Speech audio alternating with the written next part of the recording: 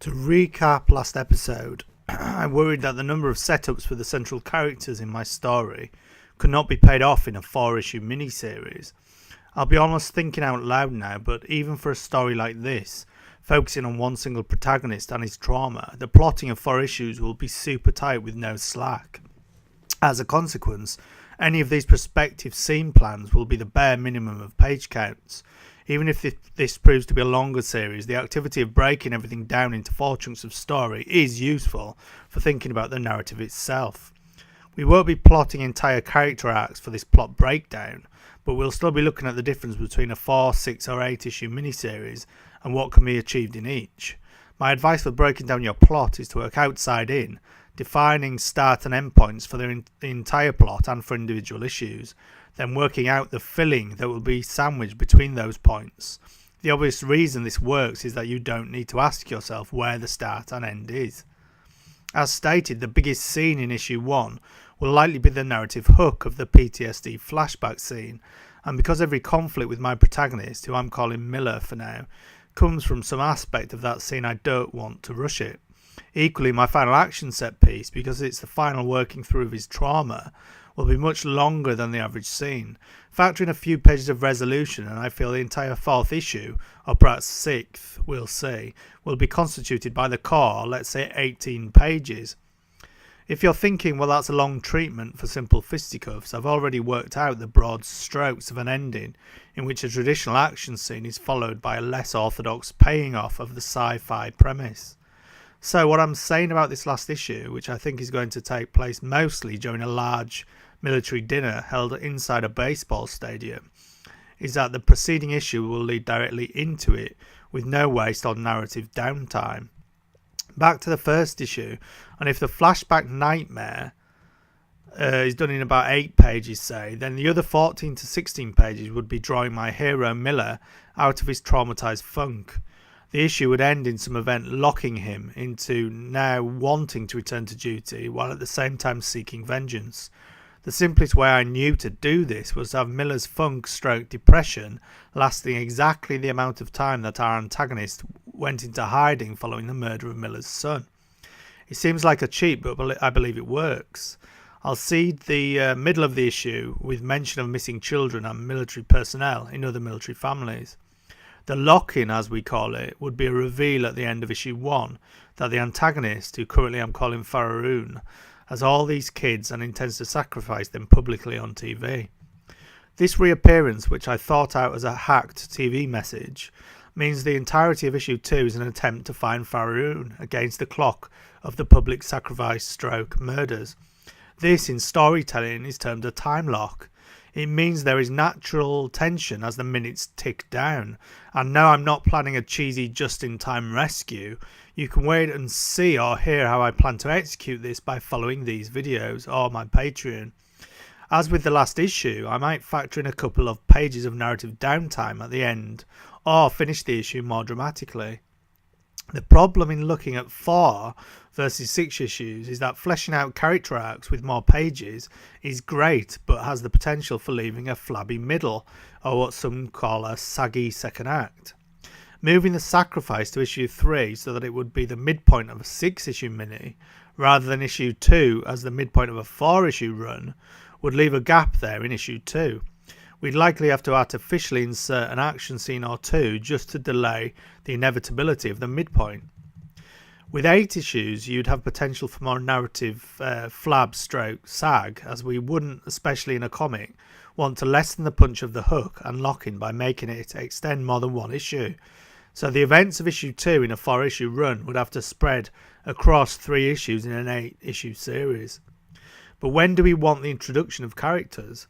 Well, Miller's son is there in the first scene, and I'm setting up the conflict with the wife there also, in guilt and blame terms. When Miller wakes from his flashback, he's going to get a call from his wife about his psychiatrist meeting. Having characters connected in an organisation helps with the conciseness of the plot structure, as this phone call then serves different functions at the same time. 1, it communicates to the reader that Miller is not living or sleeping in the same building as the wife. Things have fallen apart that badly since the trauma. The wife will try to make sure Miller attends his military psychiatry appointment. So too, we get to hear mention of the psychiatrist. And she'll also be mentioning that their boss requires it for him to return to the service, so bringing in the boss. So we then have 5 central characters in play, including the dead son. We know there will maybe be 3 to 5 pages for the antagonist's return and TV broadcast, with perhaps Miller storming into his boss's office asking to be signed off the psych exams so he can enlist back into the elite military unit. That leaves around 12 pages for the other content, one scene being the psych appointment narratively set up by the phone call, and maybe 4 pages. We'd have 8 remaining for another 2 scenes. This all depends on the script and panel layout. As I've shown in my Immortal Hulk reviews, Al Ewing uses a huge double-page spread close-up of Hulk to utter one tiny bubble of dialogue. That's one possibility with 6 or 8 issue series alternatives, dilating the page count of the narrative with big panel treatments of the scenes. Ewing's writing gives us a good lesson. Issue 1, after all, of Immortal Hulk is really just one robbery and its aftermath. So we don't have to pack in loads and loads of scenes and action in one issue. As the psychic and tech geek characters are not needed until Miller's return to service in issue 2, the remaining 1 or 2 scenes here should involve the mother and daughter, who has her own issues with how her father is dealing with grief. For issue 2, some of the scenes are already automatic, as the sidekick and tech geek need introductions, and Miller will need another psych appointment to be signed off. We have the time lock, so this can provide a conflict between Miller, who is desperate to act, and the other characters who want to ensure he is ready. The midpoint action set piece would be the ending to which Miller drives himself, requiring investigation and side action in order to find out the location of the sacrifice. I have a reveal planned for the last page, which will likely be set up in a preceding page or 2, so that gives us a likely continuation of issue 2's last scene as the first scene of issue 3, for maybe about 3 pages. If the start and finish bookends come to 6 pages total, that leaves 18 pages in the middle, with say 8 pages for the sacrifice that Miller interrupts. So that also leaves 10 pages for the psychic and tech geek intro and the psych sign off, which is not many pages. Issue 3 begins with Miller really taking in the heavy blow of the twist. As with many midpoint events though, the tech geek, who Miller is generally dismissive of, has what he believes are important discoveries about the antagonist.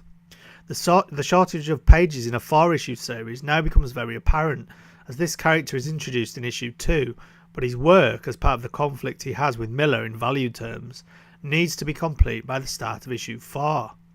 So I've left myself only 2 issues for most of his and Miller's journey, but that's the same for the psychic also.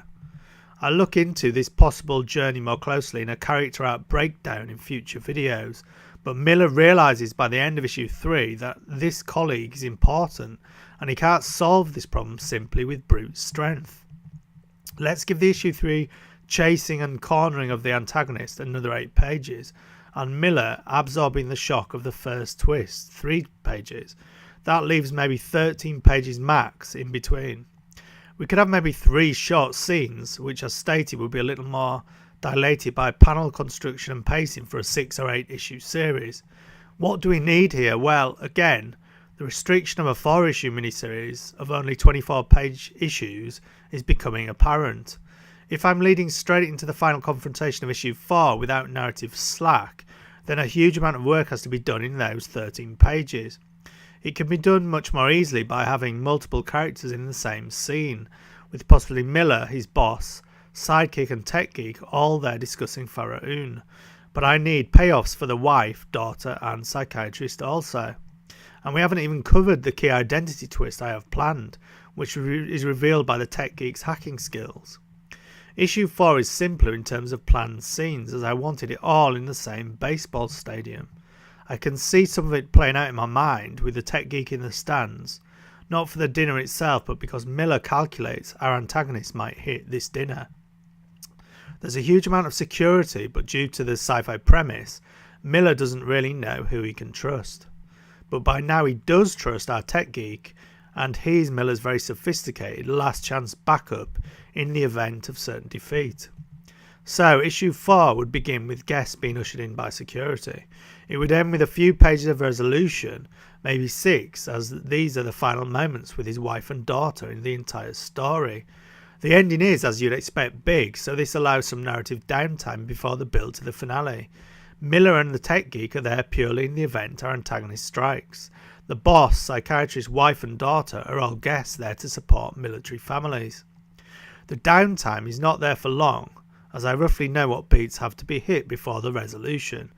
These will all likely change before the final script is complete. I will have key pieces of dialogue for all of Miller's character interactions, including for Faroon, the antagonist. But for now I know the broader beats we need to hit. It's in fact easier to work backwards. 18 pages up to the resolution is plenty for one location, but still tight for what I want to happen. Working in reverse, the antagonist is defeated with the help of the tech geek. Preceding that, the wife is in the middle of the stadium, protecting her child and surrounded by Faroon's men. The daughter is held hostage somewhere there, and the tech geek is being pursued around the stands and into a rear staging area.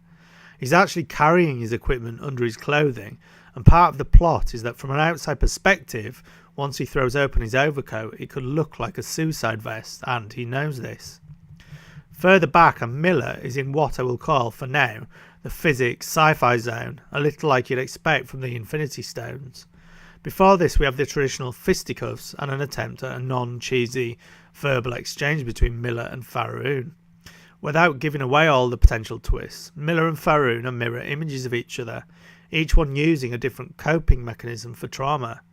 Before this we would need again what I would call automatic scenes. Security outside the baseball stadium would need to be eliminated by Faroon. Characters within the stadium need to be indicated as working for Faroon. When Faroon and his men interrupt the dinner to kill upper echelon military personnel and maybe Miller's boss, Miller jumps into action. That's about all I have for now. Once I have full character arc breakdowns in the next video, I will have a better idea if I have enough pages in 4 or 6 issues to pay off all the setups I have planned.